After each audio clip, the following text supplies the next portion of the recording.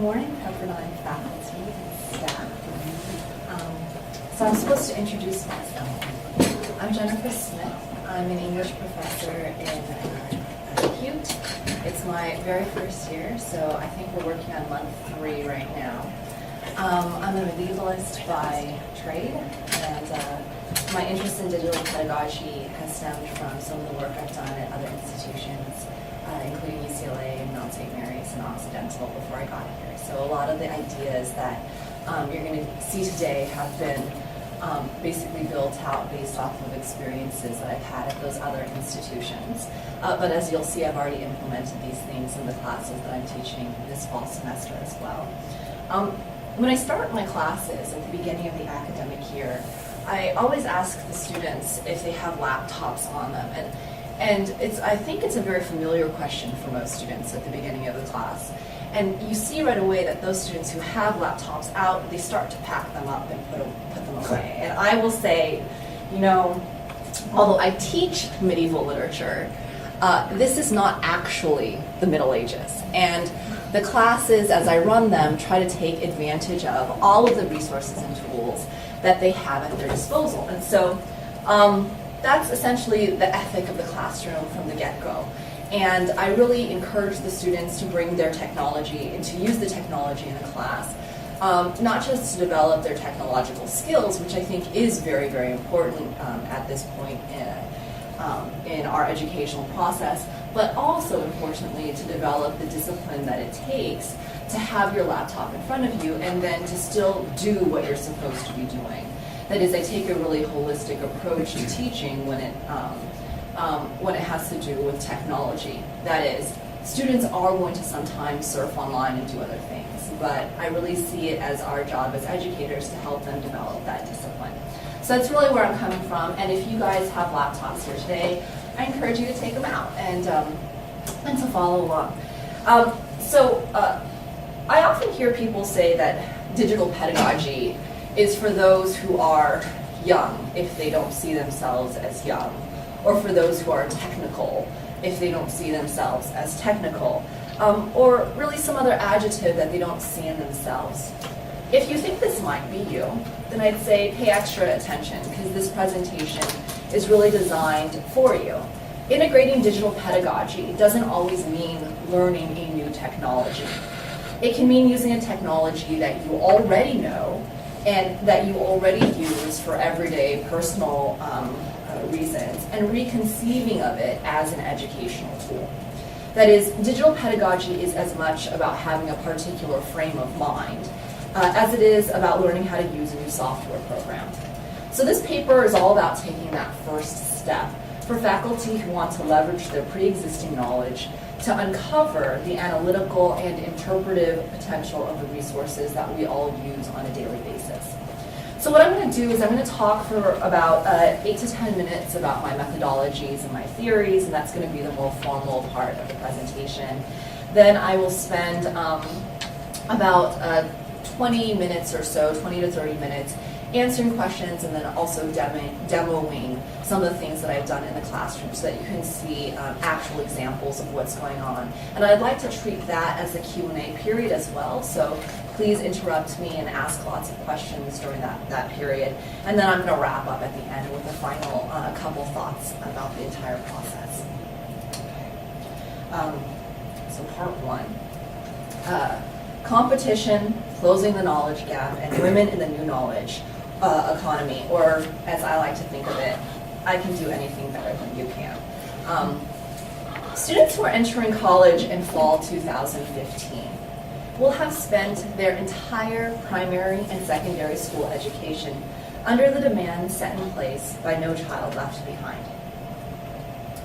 The consequence of this influence on student attitudes toward learning, namely what's considered success in the classroom, has been determined, therefore, largely by a system of metrics, evaluation, and competition. Though project-based learning and collaborative learning continue to be popular buzzwords in education literature, it's really unclear how much the values of these types of learning are absorbed by students who are evaluated only on their capacity to outperform their peers in order to gain entrance into the school of their choice. Admission to Seaver, for example, is extremely competitive, with only a 35% admittance rate in 2014. This is an increase in competitiveness by 2 percentage points over the previous year. So to get to Seaver, students have had to be very competitive throughout their entire pre-college careers. And in fact, many standardized tests rank students by percentile as much as by absolute merit, including the ACT and the SAT, the two most prevalent college entry examinations. Such percentile rankings mean that merit is always considered in comparative rather than absolute terms, even if scores for each of those respective exams are done on an absolute scale. That is, if you go to the SAT website, it says, oh, well, we don't actually do comparative scales for the assignment of points. But you know that that's not actually how the grades are distributed, right? So they come out as you fall in the 99th percentile or the 67th percentile or the 32nd percentile. I would argue that the competitive mentality that is necessary for gaining entry into a reputable institution of higher education continues to reflect itself in how students respond to learning once in the university. As a result of this extraordinary competition, students today are likely unable to distinguish between study and competition. For them, study is competition. However, this competitive frame of mind, while useful to gain entry into university, is likely to backfire in professional environments that encourage collaboration and cooperation to achieve a single goal. And in fact, I really question how long its utility will even last in the academic sphere, given the changes in the structure of research in the humanities due to the digital revolution and the increasing role of project-based learning.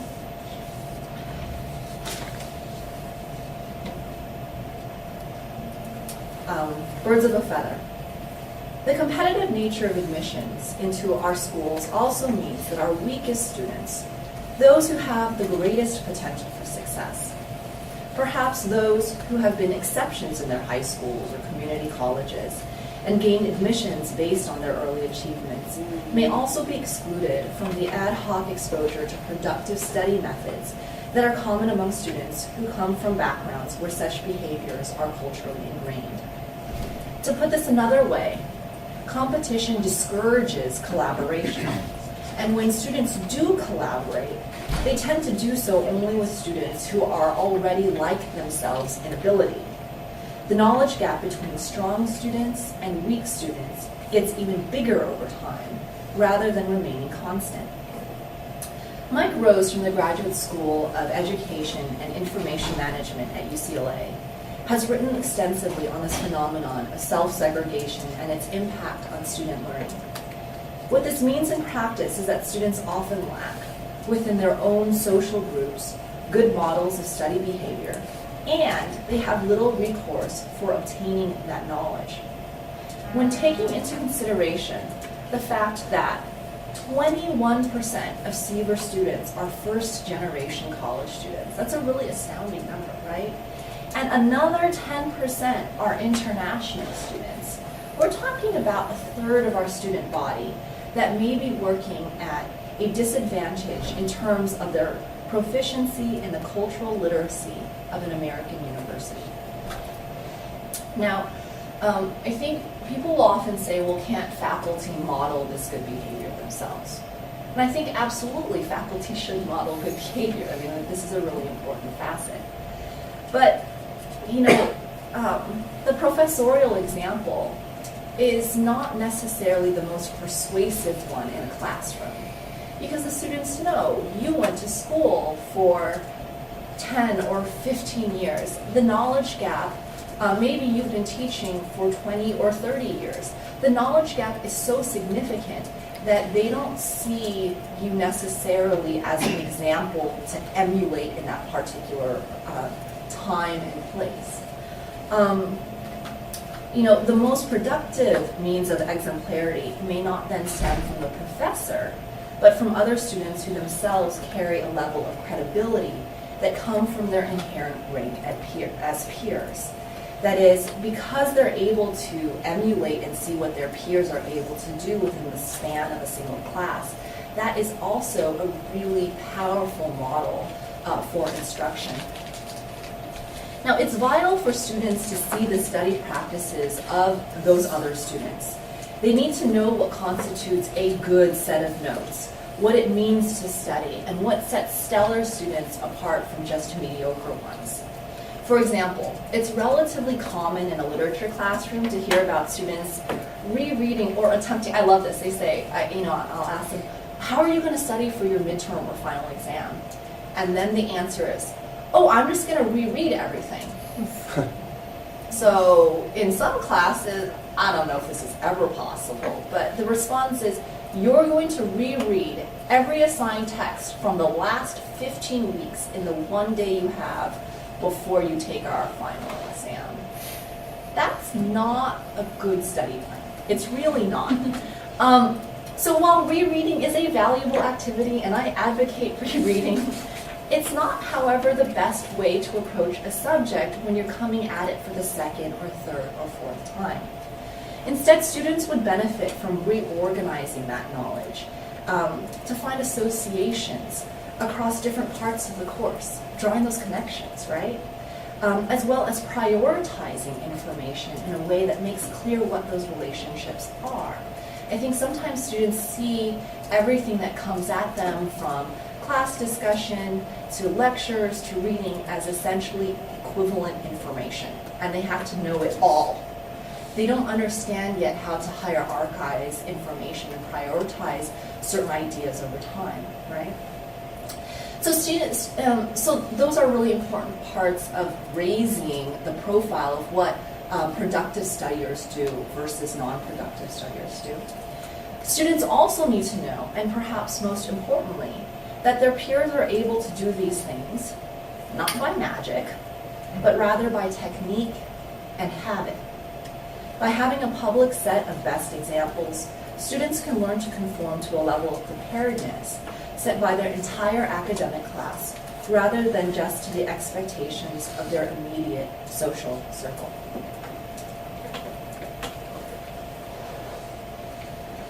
In fact, classroom crowdsourcing, and crowdsourcing here we all know most familiarly from Wikipedia, right, has beneficial implications not just for our disadvantaged students, but also for a population which we normally assume excels in the university, women. Although women may seem to be natural collaborators, they have historically not been naturals at crowdsourcing in the public sphere. To put this in one word, Wikipedia. When we're talking about crowdsourced education, Wikipedia is the 800-pound gorilla in the room, right? Just about everybody in the university knows about and uses it. Frankly, just about everyone outside of the university knows about and uses it too. That is, it's one of the most significant and influential forces for education that's out there. Yet, 90% of Wikipedia's editors are male, and just 9% are female. 1% are transgender. Now, it makes sense that most of the contributors are educated, and they have other metrics that show how much college education, that sort of thing, these editors have, because it does take a certain amount of knowledge to be able to contribute to a Wikipedia entry, and perhaps also motivation. But there's certainly no dearth of women with college degrees. It's well known that there are more women in college and more women graduating from college than men. So why aren't women editing Wikipedia? And what does this mean for women in general? I would argue that college-educated women are reluctant to edit Wikipedia because the litany of educators everywhere has been just say no. It's likened to a gateway drug that might lead to even worse habits, like Google. And for whatever reason, women are more likely to continue to follow these rules even after enforcement of them has disappeared. In doing so, they end up silencing themselves and failing to contribute their own knowledge to the collective whole. Now, in academia, the movement to encourage female scholars to edit on Wikipedia has been gaining momentum since the late Adrienne Wadowitz first began to publicize this problem. Her series of blog posts available on hashtag, especially her entry on Wikipedia's gender gap and the complicated reality of systemic gender bias. Ever since she passed away in April of this year, it's gained an even wider readership. Wadowitz's work, as well as the prominent move by a couple of scholarly societies, such as the Post-Colonial Digital Humanities Write-In Group, also known by the Twitter hashtag DHPOCO, and the Society for Medieval Feminist Scholarship. Those two organizations have improved the situation in just the past year by organizing public write-ins of Wikipedia with an emphasis on training people how to do it properly, do proper attribution, and also encouraging female engagement. But that is geared primarily at academics. We're talking PhD students and professors and above. What do we do to change the attitude of women towards contributing to these public spheres before we get to that point? I would say that cloud-based collaborative software, namely that provided by Google Apps for Education, can provide a solution to these issues. By using the simultaneous editing capacity of Google Drive, it's possible to provide several modes of collaboration, from online office hours to crowdsourced study guides for exams. And I think what's wonderful is it's accessible to everybody right now. And basically, all of your students already have Google accounts, even if they don't have them at the university. They probably all have 5 or 6 Google accounts, as I learned this last semester. Now, a lot of people have asked me, why don't we just use courses? You know, we have a content management system that the school, I'm sure, pays a lot of money for to use. It doesn't work in the same way because it doesn't allow for the simultaneous edit feature. Okay? And simultaneous editing is really key to implementing these kinds of practices in any classroom. I've tried it both ways and it doesn't work without the simultaneous edit. So at this point, I'm going to transition into the demo part of the class, or the paper. What I'd like you to do is direct your attention to the handout that's a little bit more dense. Okay, so it's this particular handout here. And I have a student in the room who's actually going to help me demo a few of these features live before she takes off for class at 11. And I'm going to escape from here real quick. And go back here. Okay. Teams. Yeah, I did not name all of their teams. I will admit that. Okay, so I'm going to actually skip around a little bit on the handout so that I can do the demo things with my student before she needs to take off. One of the ways that I've implemented the use of Google Apps for Education is through a fairly elaborate participation scheme. Now, the participation, I think, when I was a young teacher, I first started using participation basically as attendance. Then you would get your participation if you attended class. And then after a few years, I realized, hey, you know, some of these people are coming and they're not really doing a good job of participating. How do I increase that? So then I started saying, oh, well, you'll only earn all of your participation points if you also talk a lot in class. Okay, so then that became the next phase of my understanding of what participation meant. Well, in this last phase, what I started to think about in terms of participation is that participation is really much more of an ethic or a value system. That is, it's how you demonstrate engagement with the class in all ways. So what I call participation, I actually call collaboration and communication. So collaboration with the other students in the class, and then communication with me. Now, what this allows students to do is basically take advantage of each of their own natural inclinations based off of how they learn the best. So for example, if someone comes to every single office hours, clearly he or she is really engaged in this class, right? but maybe a little shy in discussion. That doesn't mean that they're not listening and engaged. So, I really wanted the students to have lots of different ways to demonstrate that engagement and also to feel accountable to the group as a whole. So what I've done is I've created a pretty elaborate system. And what I'll show you here is my Inklings class. It's an English 380 in a folder that is not, very important, not shared with the class as a whole. I've created separate Google Forms for every single student. You only have to do this once per class, and then as you can see, I put numbers attached to them. So what's going to happen is I will share that form with a student at the beginning of the semester, and then I'm going to just kick them out of it at the end of the semester so I can use the same form again the following semester. Does that make sense? So it's a lot of work the very, very first time you do it, and then after that it'll be okay. So here's an example of one of the forms, and they are all actually identical forms.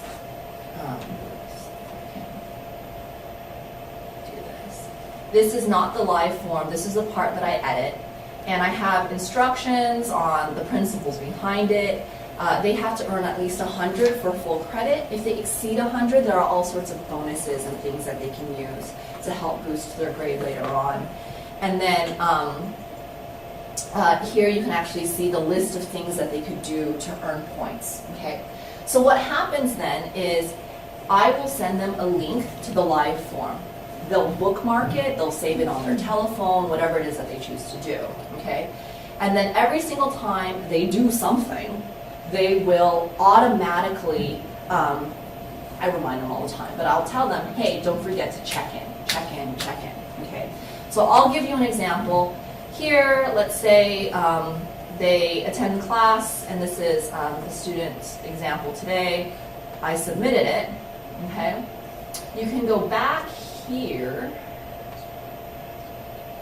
okay, and that's tracking 10, right? Every time a response is submitted, you actually get a automatically generated spreadsheet, okay? I don't know, let's scroll down. Can you see this? The J Smith 4, that was me. The system, because you are required to log in to input to the form, will timestamp, attach the name of the person who did it. As you can see, it indicates what it is that was just done, okay? And it will automatically populate. Zara, can you do me a favor and do the same thing so that they can see it on the form as it's happening live? I'm going to scroll this way so you can see the points happening at the same time.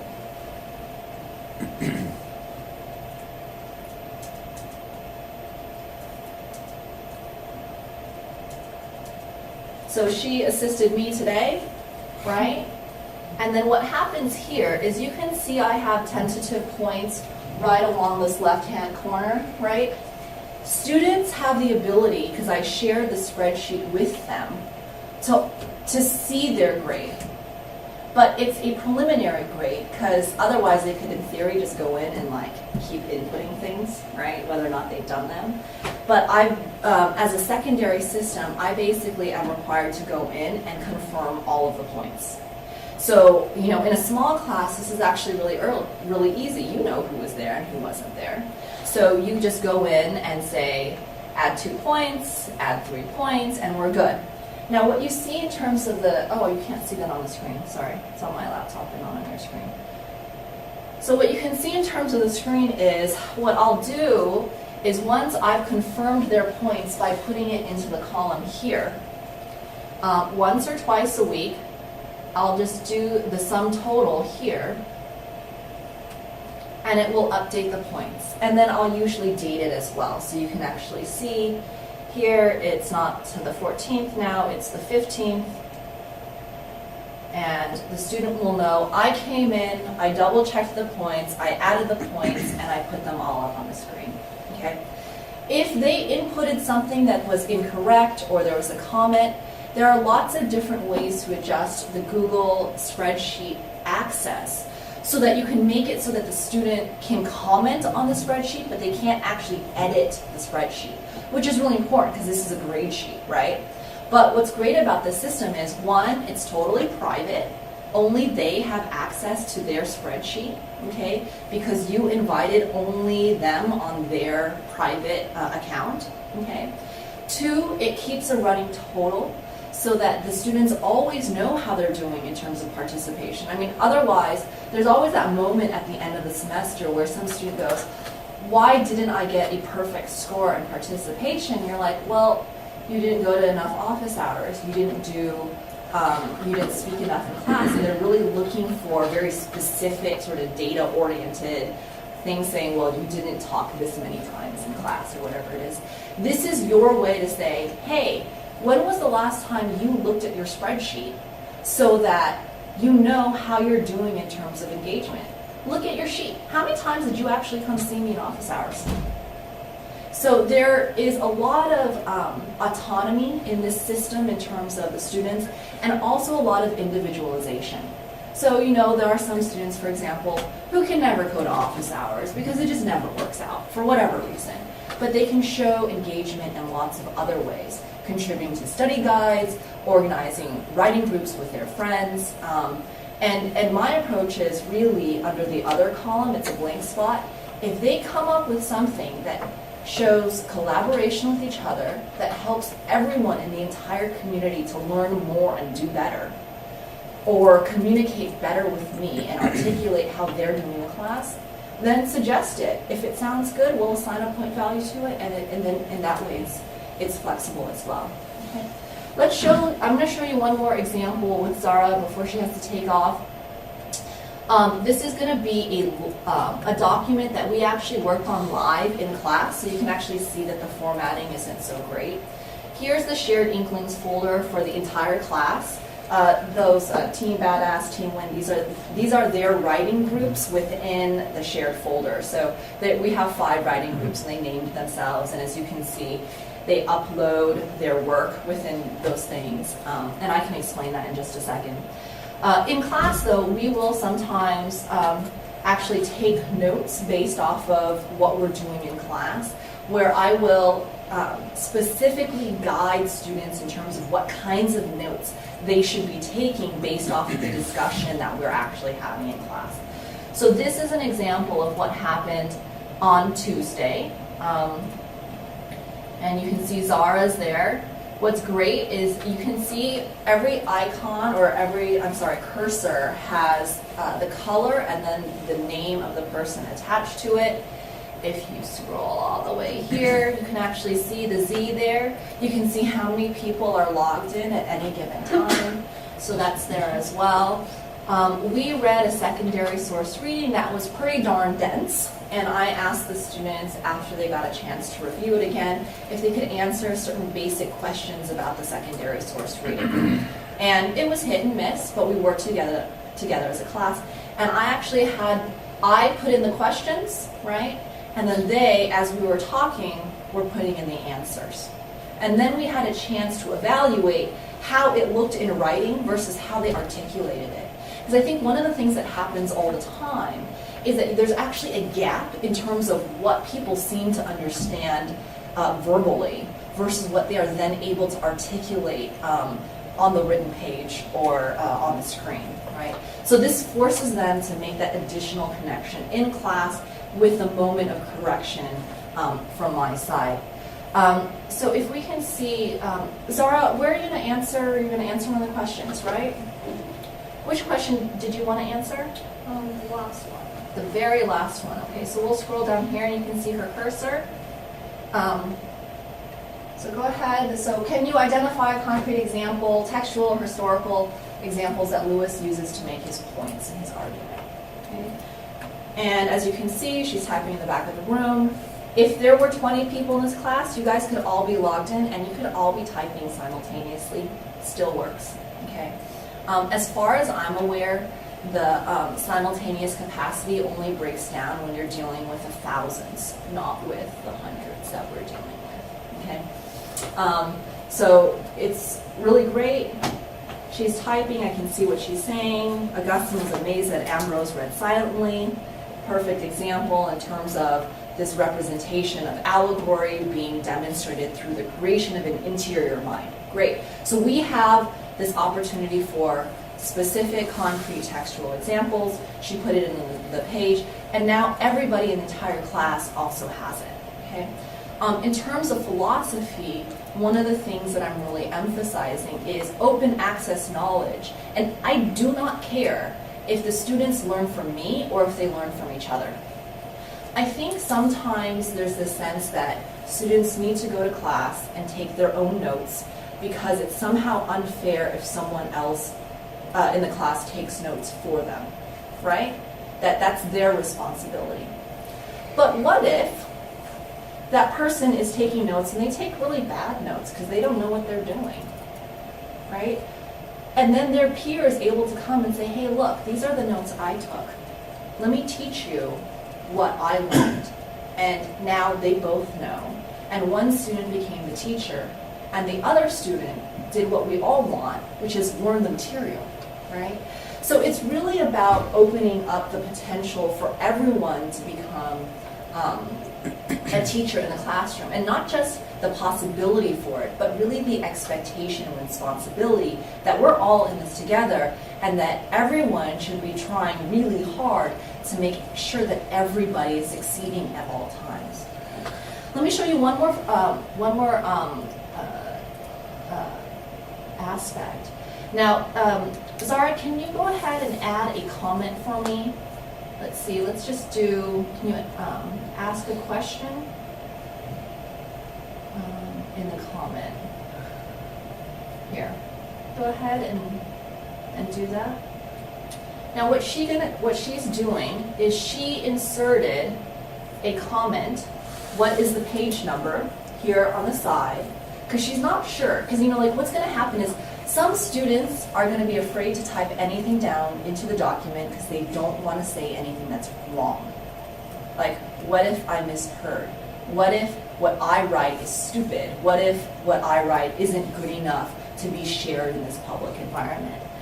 By having the students know about the comment feature, I could say, well, you can go ahead and do that kind of thing. So there can be a side conversation. Can you see that? There we go. So there can be a side conversation happening at the same time that allows people to ask questions about notes that says, like for example, this happens all the time. I got this page number, or I got this date, but this in my notes, but someone else wrote this other date up here. Or I spelled this person's name this way. Is that the real way that we're supposed to be spelling that person's name? So Zara, one last thing for me. So I responded, and I'm kind of the authoritative voice in these things, right? So I said page 44. Zara, go ahead and go back into the document and just write page 44 right after the end of the quotation. And then resolve the comment. And it went away. So that if there are issues that people are not sure about, they can come up and resolve them, and they go away all at the same time. So we're good. Thank you so much. So, I mean, those are just two kinds of examples. I can continue to show you more, or does anyone have any questions yet? Yes. I have a question. Sorry. If this is just, I guess, about your facilitation of this, so that I can kind of picture what would happen in the classroom setting. So is all of this going on live in your classroom setting, or is it afterward? Is this like a homework assignment that students are doing, or are they doing it in the classroom? It's both. This one is a live example. The one I've showed you here is the one that we did in class on Tuesday. I guess that's yesterday. We did this one yesterday. So let me show you an example from my Chaucer class of how this operates in a non-live setting.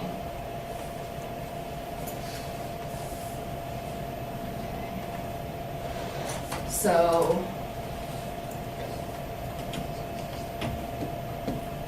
I have a slightly different methodology in my classes that are more GE or lower division versus upper division classes.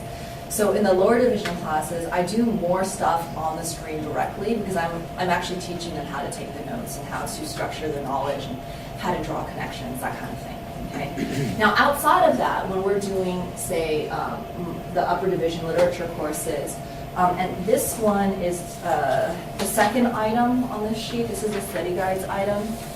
What I'll do for this one is, you can see I have ground rules and tips for using this review sheet.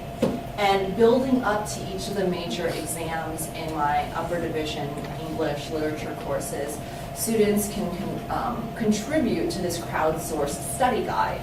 And as you can see, it's actually pretty elaborate. So like you can see all of these notes that are being taken. The notes are, the key terms are in bold. Someone else bolded them, that's not me, but I actually did tell them that they needed to be bolded, that kind of thing. You keep on scrolling past the notes section. Are these the notes you provide, or is this students are taking this? Students are taking these notes, and they're contributing to them all together. What happens is when you have multiple students taking notes, the notes are way better than anything that one student can take. Because I think what happens a lot of times is the strongest students, they don't necessarily want to help other students in the class. They feel maybe that's what makes them good, is the differential. And I have a problem with that. I mean, I really think that knowledge is not a fixed commodity. There's plenty to be shared around, and you give as much as you have, you know? And so the students will then take the notes and contribute and share and debate in terms of what belongs and what doesn't belong. What are the key terms? For example, on exams, I don't actually ever give my students a list of key terms that are that are going to be evaluated. I say, you come to class, you listen, you take your notes, you talk to each other, you debate, and if I see glaring holes in your set of notes, obviously I'll point them out to you. But there's an important self-sufficiency here that needs to be developed as well. Sorry, there are a lot of notes. This is only from the first part of the class. Here's a good example. So you have a student here starting to prepare for the final or the midterm exam, and they now took the key terms and they structured them in the format that they would be asked on the midterm exam. And they're just practicing answering those questions. How great is that? And you know what? I actually can tell who's doing what. So let me show you how to do that so that I can start to wrap up. If you go here, you see revision history. And then come here. What's going to happen is you could actually see the color and the date attached to the typist who inputted that information. And so what I'll do is I'll use a combination of revision history with timestamps with the self-reporting from the participation on the Google form, and I'll just verify. So they can say, I made a major contribution to the study guide, I'd like to earn 5 participation points for this. Can you give me credit? They just input the form, right? I pop over to the sheet, I scroll to the time, I look for it, and I see what they did. It's actually pretty darn fast. It's not bad at all, especially because you can auto-sum all of the totals all the time, and they know that they have to be individually responsible. Let me start to wrap up a little bit, just because I'm getting warned from the back of the room.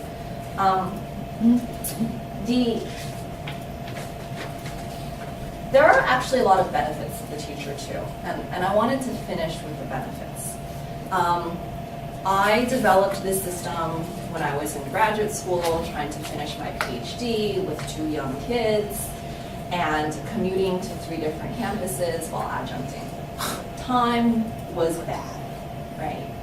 And one of the things that I realized is I was not willing to compromise the quality of education that the students had. So I had to somehow figure out a way to become more efficient with the things that I already did and wanted to then implement. So the 2 things that I wanted to highlight about this particular system are flexibility and efficiency for faculty.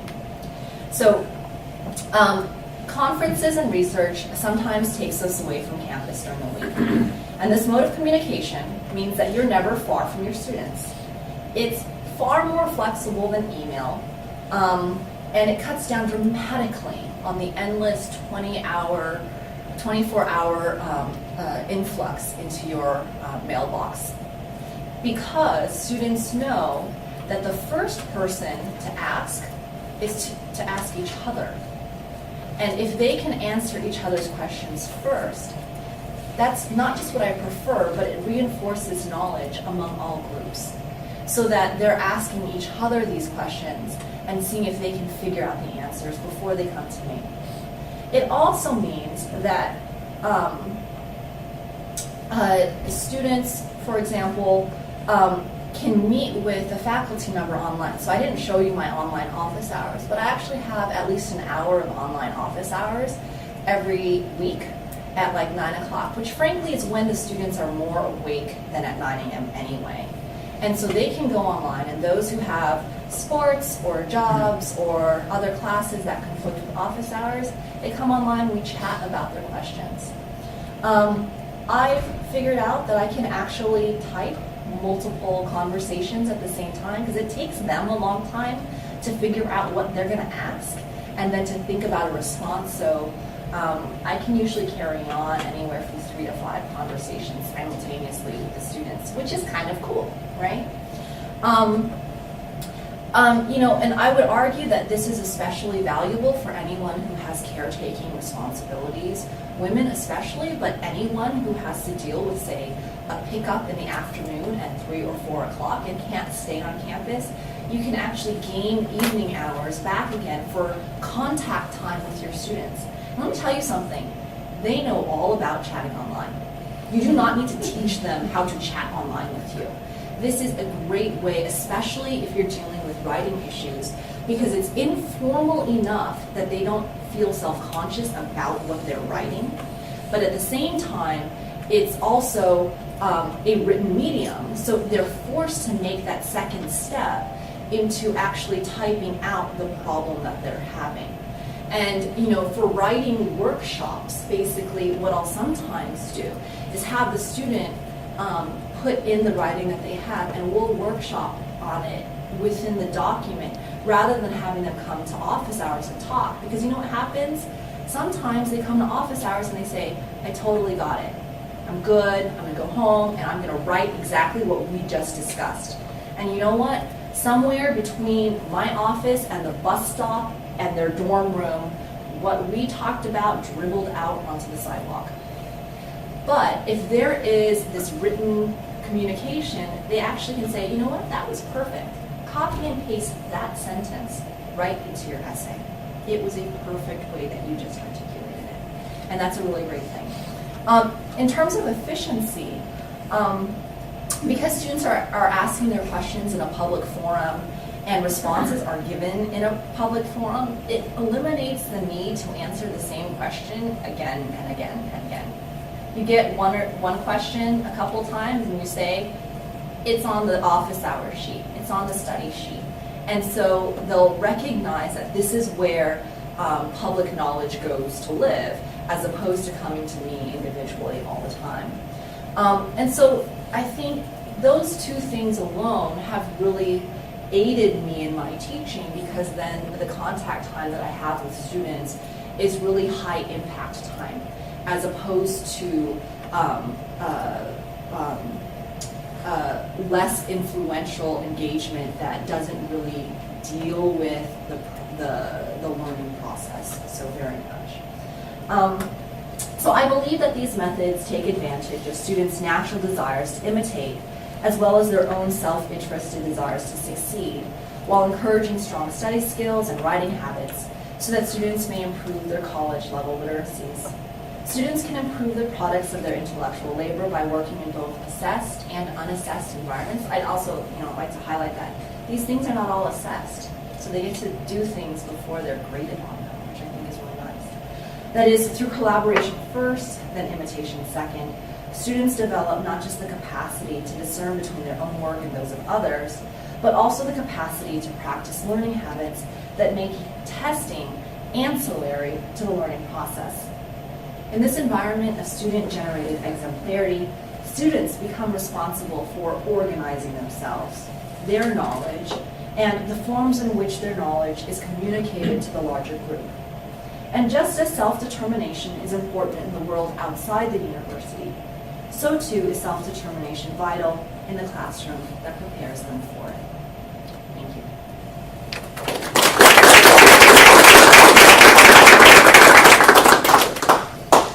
Am I totally out of time? Yes, but maybe 2 minutes. Okay. Quick questions. Jen, I wonder what happens in terms of grading here. I mean, we're kind of encouraged to have a full spectrum of kind of grading options here and not have too many A's and not have too many C's. And it seems like if everybody's very collaborative in this way and everybody gets the same information, that, you know, This I'm part wondering of what it happens. only actually counts towards, in the upper division class, 10% of the grade, in the lower division class, 20% of the grade. So what they do in terms of their engagement is capped by that. And then when they're evaluated on their own work, it's still done separately. So that will still, you'll still get differentials as a result. But there will be smaller differentials, and I hope there are smaller differentials. If the day comes when I have all A's in a class, I want to be able to stand up and defend it and say, look, these students all earned it. And I mean, like, how can I not be okay with the idea of everyone succeeding? Right. So, you know, that, I don't know. That's how I do it. Because of the capping, I think that also makes a big difference as well. And then, you know, in group projects, I do this all the time for group projects. I have the students who are working in group projects work within the folder. That way, no one has to ever tattle on anyone else and say, well, I did all of the work. I just have to look at the revision history, and you can tell who did all the work. You can see very easily who was inputting, when, how many hours. That's really easy. So do you have students create then Gmail accounts? Is that like the first step to putting this No, together? actually, at Pepperdine, they should activate their Google accounts at Pepperdine. Because there's a setting when you go through the Pepperdine Google account that allows access to anyone with the Pepperdine Google account. And that's the preferable way. If Those are automatically created. and then they're automatically created. Oh, must have left out. But there's a website, and Alan can give it to you, or I can give it to you afterwards. That makes it pretty easy. Google.pepperdine.edu. Apparently, they're forcing all of the incoming students to do this now, but the students who are still seniors, not all of them have done it. I figured that out the hard way. Was your hand up? It was, yeah. So I'm just curious why you haven't gone even further with this. And for example, could you do a paper in the same way? Maybe there's a window in which you can complete it. Once you're done, you submit through the form that you, and obviously that would be sort of the ultimate pending, right? Because it needs to be looked at. What do you mean? Well, I'm just saying if you evaluate participation in this way, which I think is really exciting, really cool way to do it, I'm wondering if you could extend the methodology or the framework to cover other kinds of assignments. I think there's a lot of potential, especially since just this last week, Google launched its own CMS. So then there will be assignment integration. Right now, I still use Turnitin because I do a lot of writing assignments, so I like to have the automatic vetting for. Yeah, so I guess what I was thinking is use whatever submission methods. For the paper itself, it could be even a hard copy, but then when they're done with the paper, they go to the form and they submit, say, I wrote the paper, and then it's sort of pending points, and then you would say, you know, you can get the points or you don't. You get a certain level of points. And you mean, and then not use the Angel at all, or I'm sorry, not Angel courses at all? Well, you could use courses as the method of actually delivering the file to you, but then the method of providing points or... Oh, for like the gradebook system? Yeah. I'm just wondering, you don't have to, I'm just wondering if you, I guess if you had thought about so if this is 20% of the grade or 10%, I'm wondering if there are ways to add. There probably are. Like right now, the reason why it's segregated is because the way that I use courses is it's the top down. We gotta, Sorry. We can talk later. conversation, Yeah. it sounds like that'll be in the hallway perhaps. Yeah. We're on the same floor, so. That's right. There you go. Thank you so much, everyone. Thank you.